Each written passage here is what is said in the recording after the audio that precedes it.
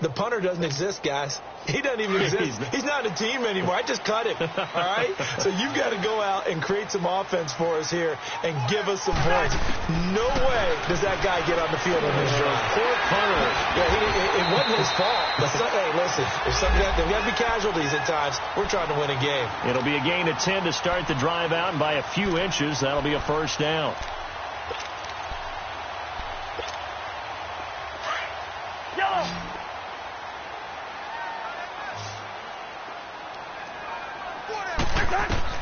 On 1st and 10, Cousins.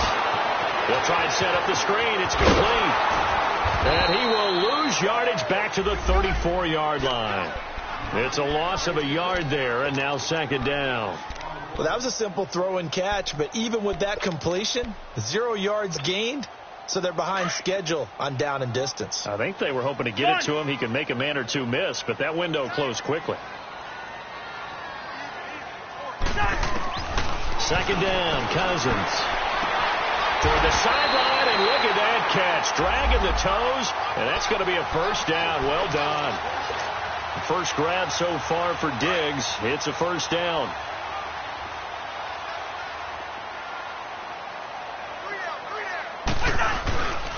First down, here's the run with Cook. It's a loss of 2 there, bringing up 2nd down. With the struggles we're seeing up front for the offense today, they've got to think about changing up their play calling. Some screens, some draws, some quick-hitting plays in order to try and supplement the run game. You don't totally abandon it, but you try and give it a little bit of help. All right, now here we go.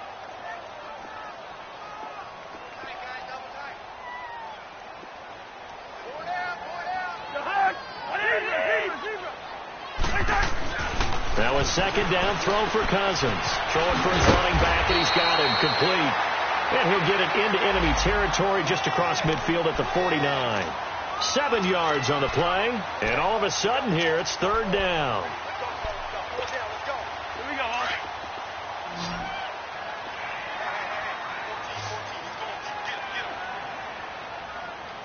Single.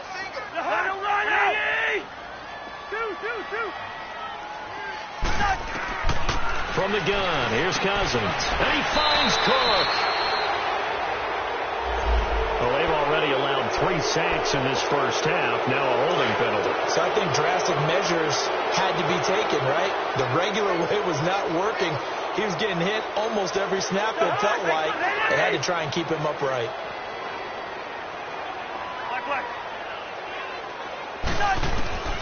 Cousins from the gun on 3rd.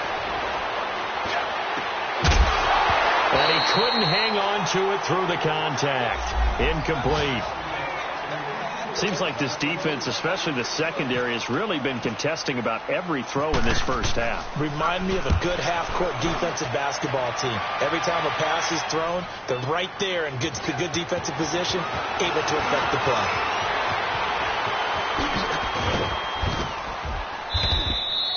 Nearly a huge return. As it is, still a very good one. 24 yards. And out will come the offense as they take over. Stafford and the Lions now have it 1st and 10 at their own 27.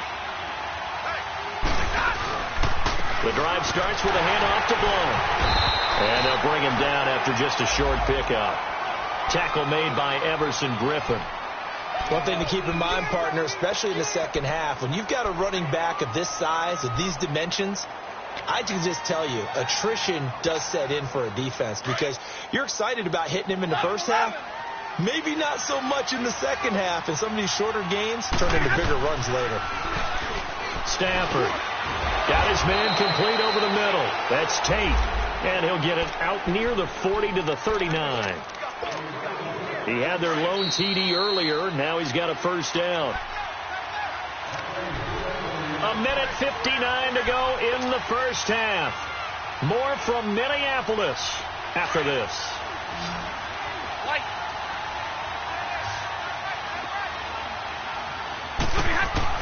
On first down, it's Stafford. It's brought in left side by Tate. And he'll go down right around the 47 this time. A good pickup there. 8 yards on the first down completion. Never make the mistake that the slot receivers, especially the little guys like we're watching here, are just quicker than fast. A lot of them combine quickness and speed, and they catch a lot of footballs, as we just saw there. Into heavy traffic, and it's intercepted. Picked off by Harrison Smith, and they will take over at the 26-yard line. Oh, timing is everything on a route like this. He tried to drive that football into a tight spot. And if you're a little early or a little late, chances are there's going to be someone there. And sure enough, this one's going the other way. Cousins. And under the Lions' pressure, he's brought down. Cliff Averill in there to drop him for his 5th sack of the year. Brandon, if I'm an offensive coordinator and I see an all-out rush like that, I file it away because I'm going to use their aggressiveness against them as this game goes on. I'm going to hit him with a screen soon. He's going to flip one out here to his running back. It'll be a gain of 6, and it'll be a 3rd and about 13. Well, it's tough to be a defender in today's NFL because there's so many things to account for in today's passing game, including the back sneaking out of the backfield. Not quite as bad as a turkey bowl where you have that center-eligible stuff, but still a lot of guys to account for. Cousins. Incomplete. Right side to tight end Rudolph. And they're able to get this one across the 35. Cousins to his tight end Rudolph for a Viking first down. We didn't need to ask around the league, but we got to confirm this guy's a good player. They've got to find a way to get him more involved, call a few more plays that target him. Absolutely, because here we are toward the end of the first half, and that's the first target, not just the first catch, first target. And time finally runs out. He can't get rid of the football, and he's taken down. Ezekiel Ansah in there to get him, and that's sack number 6 for him on the year. After the sack, here's 2nd and 11. Play fake. Cousins. He's going to let this one go deep. Is this intercepted? It is. It's intercepted. Picked off by Jamal Agnew. And a big turnover there as his guys will get the football back. That late in the clock, second quarter, why not just run it a time or two and get it into the locker room? What you're saying makes absolutely perfect sense. Run it and get out of there. But I'm just wondering if the pressure of today's NFL and the high-powered offenses that you're facing may have forced them into saying, let's try and get some more points. 12 yards there as they move the chains. 22. Now a play fake here on first down. And the pressure gets to him and brings him down. Stafford is sacked. So we reach half. There you have it. Halftime quickly over. Third quarter, here we go. Both teams appear ready for the fight ahead, and we resume action here in quarter number 3. This is taken about 7 yards deep. And he'll take it up past the 25 to the 26-yard line. Out come the Vikings. They'll have it first on offense as we begin the third. They come out here with a 0 on the scoreboard. What was said in that locker room? That's what I want to know. I would love to have been in there because we often have the feeling that there's a lot of shouting, screaming, people upset. But typically, halftime locker rooms are a lot more clinical than that. And in this case, are they up? Now the hit comes, and Cousins lost the football. And this is scooped up by the Lions. And his guys will take over at the 14-yard line in the red zone. And they came out of the locker trailing. Not a good way to start this second half with their first drive. Can't imagine that the discussion at halftime encompassed this at all. In fact, I'm sure they talked about, okay, kind of wipe the slate clean, start the second half, and let's go out and play the way we know that we can. That's not a great example of it. They didn't envision that. Give him 9 there on the first down completion. Now blown. And that one blown up quickly as he's going to be stopped before he could even get started. It's a loss of 4. Now third down. Now Stafford. Into a double team, and it's intercepted. Picked off by the linebacker, Eric Kendricks. And a big turnover there as his guys will get the football back. And that's a great example of ball skills right there, partner. You and I do a lot of games, and I can't tell you how many guys look to run with the football before they've intercepted it. So that's a nice job of focusing on the task at hand and coming away with the interception. Open here, Adam Thielen. Still going. And they're going to get this one all the way out across the 45. And give them a gain of 37. I think it all came together there. In-breaking route, drove it with excellent pace. Money throw right there to move the sticks. They pitch it out to Cook. And the second wave of tacklers is going to get him as they stop him behind the line. That's going to go as a loss of 2, and it'll be second down. I think it's pretty evident. We can say what a difference a week makes. Last week, he ran pretty much wild, didn't he? Did pretty much what he wanted to do. But this one, they've stopped him cold. That, to me, that's good scouting and even better execution. Yeah, and they stopped him behind the line right there. They obviously watched the tape a few times and made some adjustments. Rush coming, and he's taken down. So one quick, easy analysis about why they've struggled so far. They keep putting themselves in third and long situations. They just took another sack right there. And the offensive film session tomorrow may be a little longer than it normally is. Not a lot of positive grades will be handed out thus far. Working out of the gun, Cousins. Left side caught by Diggs. And he'll take it down shy of the 45 at the 46. It'll be a pickup of 13, but it'll still lead to a fourth down. Here's Ryan Quigley now as he's on to punt for Minnesota. He gets this one away, and boy, it's another boomer. So out now come the Lions. And they had a nice little drive going last time. Threw the interception in the red zone. Costly.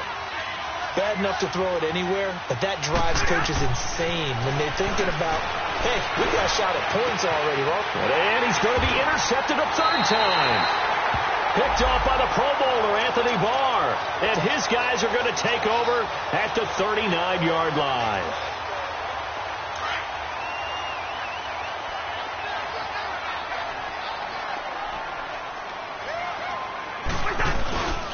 Trying to fire up that running game with Dalvin Cook. And he'll be stopped up quickly here at the 38.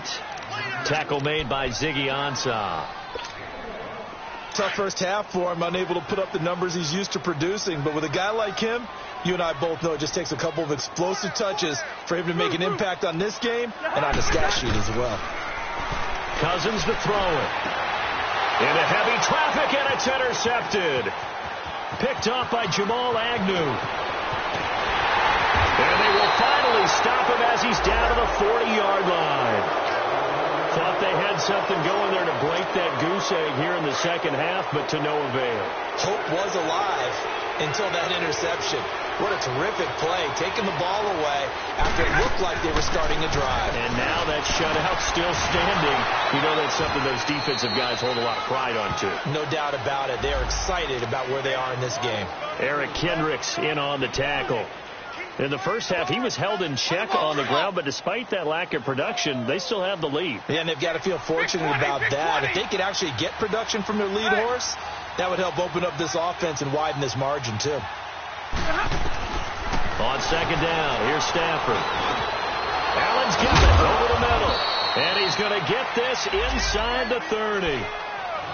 Give him 11 yards that time and a new set of downs. As a passer, you're always trying to find that open window to throw the ball downfield. How about this one? Right in the middle of the field, right in the heart of a defense. Now a first down throw. Stafford. And his pass is intercepted for the fourth time today. Picked off by the linebacker, Eric Kendricks. And the return will stop them well inside their own 20 at the 15-yard line. Just a little bit of a rough stretch. 6 interceptions now in these last 2 weeks combined. I know the easy thing is to go back to mechanics, footwork, things of that nature. I'm also wondering, is he getting fooled by what he's seeing on defense? Has the scouting report changed? Are they showing things different than what he expected? For the second week in a row, he's throwing it to the guys in the wrong color shirts. Yeah, he better figure, whatever the reason is, he better figure it out. 23 yards on the play. A give. This is Cook. And he'll get this up to about the 38-yard line. The tackle credited to Jamal Agnew. Well, they still have time to get him established, but in my estimation, they've got to pick up the urgency here. They've got to get quickly in and out of the huddle and run off a bunch more plays. To throw, Cousins. And incomplete there. A nice hit. Jars the ball free and brings up third down. We saw this a lot in the first half, and it continues. These receivers just not able to get much separation. So that means they have to win the 50-50 balls. They've got to go up with the defender and find a way to start coming down with them. And this time, contact and another incomplete pass. And this time, he's got the hook up. It's complete. The Vikings first down. Diggs able to find his way free and get the catch from Cousins. I don't care how many times we see it. I still get a kick out of watching quarterbacks and receivers do the pass tree in pregame warm-up. But I always remember that when we go to practices, we see that after practices as well. They really tune it up, don't they? They tune it up. They know why they do it for these situations. First down. And they build that trust, and that's why they're able to find him in this type of a situation. A nice pick up there, 10 yards, and it'll move the sticks.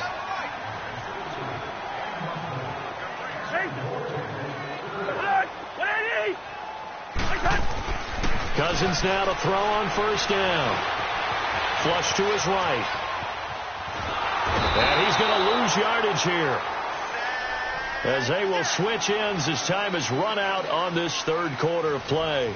It's the Vikings in possession of the football, but they need some points. They're trailing here to start the fourth. Now following the sack, they'll look to make amends on a second down and 17.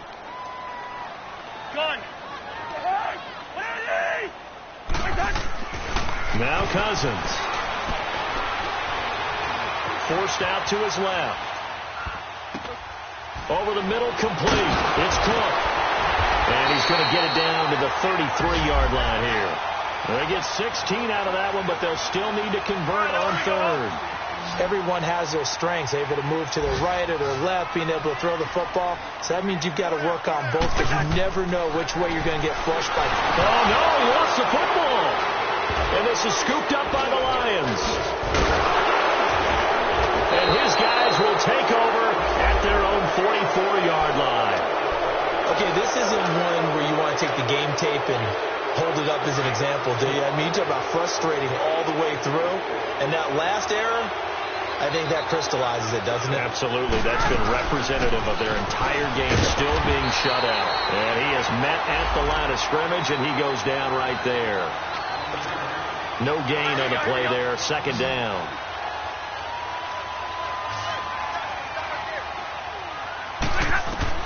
Here's Stafford now on second down. Being chased out left. And he's got room. And he's out of bounds just before the midfield stripe at the 49. He'll end up getting 5 out of that, but now they're looking at third down. I like his thought process and his ability to move and get downfield. But what I didn't like was the final decision to go out of bounds. They want to keep the clock moving. Instead, they give the defense an extra timeout. Now it's Stafford. And he took the contact as he was throwing it. And the ball drops incomplete. For pretty good coverage there, and both of these defenses, they've had good coverage throughout this one. No doubt about it. And in today's NFL, where we're used to a bit more scoring, this feels almost like a well-pitched game in baseball on both sides, where the tension continues to build. Who's going to make the big play? And now out comes Minnesota. And last time the turnover on the fumble, and they were in enemy territory, so that had to be very frustrating. Down on the scoreboard here, can't do it again. You nailed every part of what was frustrating. Down on the scoreboard, had a drive going, had pushed it past the 50-yard line, so they thought they were in striking distance, and to come away with nothing, not a good feeling at all, to put it mildly. Now they can't afford to do that again. Yeah, now can they get that bad taste out of their mouth here? Cousins on first down. And it pops free. The collision there jarred the ball loose and brings up second down. I know at times people think we use it too often, but you've got to be able to throw guys open. And when you read zone, you've got to stick it in there before your receiver gets to the next guy in the zone. Otherwise, you bring him into the play. And that's precisely what allowed that defense to disrupt the pass. Throwing again, Cousins on 2nd and 10. And he goes out of bounds across the 40-yard line. A first down for Minnesota. Cousins finding Thielen. Even though this offense doesn't have a single point to its name, they're not totally out of this game yet. A touchdown here, they could be in business. And how about that last play? Now they've got momentum going, so you know I'm a big advocate. Get back on the line of scrimmage. Still another play out of while you've got them locked on their heels. And he'll be taken down, but not before he gets into enemy territory. 12 more yards there and another first down. So the ball moves into Lion territory now. Here's 1st and 10 at the 47. To throw is Cousins. Going deep for Diggs. Got a man, it's caught inside the 10. Cousins finding Diggs on a big one, and even 40 yards. And at this stage, down in the second half, looks like they just wanted to find a way to get it in the hands of their playmaker, and they did. I think you're exactly right. I don't think the coordinator's looking at his play sheet and trying to figure out which play will work well. He's trying to figure out how to get the ball to the playmaker that you just described. Looking down at that sheet, you find people plays, not necessarily X's and O's, and that's exactly what they did there. On 2nd and goal, Cook waiting in the backfield all alone.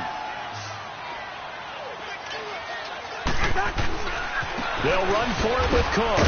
And this has been a familiar sight all afternoon as they stop him behind the line. And they'll lose a yard that time, and that's going to lead to a 3rd down. Throwing, Cousins. Feeling the pressure here and taken down. A sack back at the 7. Sean Robinson in there to drop him for a 4-yard loss, and it'll be 4th down. And Forbath will put this one through. And they get themselves on the board here. It's 10-3. All right, so they needed 2 scores to get back in the game. The field goal there, maybe not exactly what they wanted, but the necessary first step. There's still time remaining, and there's enough time to get it done. They've got to get at the least a 3-and-out here to get the ball back, preferably a takeaway. And Detroit getting set to go now. And a tight game after punting last time. See if they can get something going on this drive. As they head to the field now, with the game this close, you got to feel there's a sense of urgency for them going on offense right now. But they have to do it without letting panic creep in and affect their play. I have to chuckle to myself a little bit, Brandon, because right now, I could be in that huddle with that offensive line. I know exactly what they're saying. If you call a pass play here, we're going to call a timeout. Run the football. We've got control of this thing. Get in behind us and let's go. Their time to shine. Give me radar.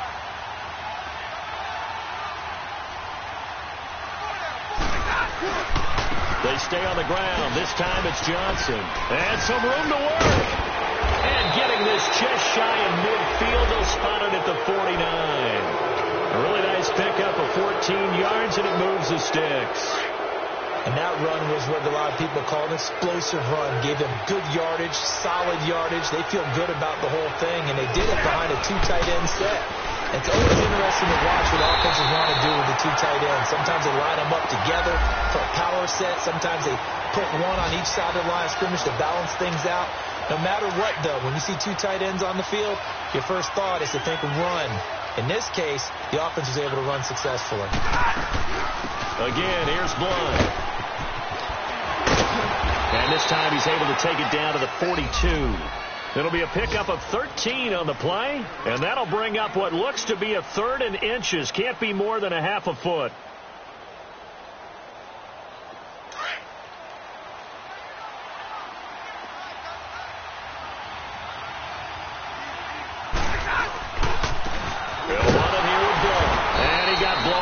Losing yardage on the play back at the 44. It's a loss of a full 3 yards, and it brings up 4th down.